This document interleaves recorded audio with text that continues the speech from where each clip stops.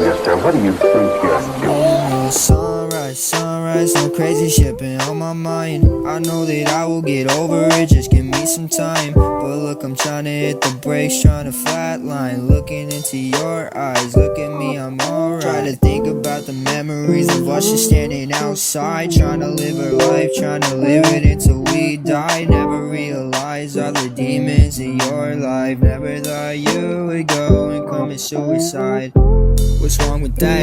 What's wrong with me? Why the fuck you ain't take a step back and let me fucking breathe? Did you really have to hurt me? Put me 10 feet underneath? Look right into my eyes and tell me you believe me. Isn't that all it's about? Doing this shit for the clout. Devil's mad at all his failed attempts, yeah, he's trying to get out. I don't know if I can scream because his voice is too loud. I don't know if I can leave because I'm trapped in this house.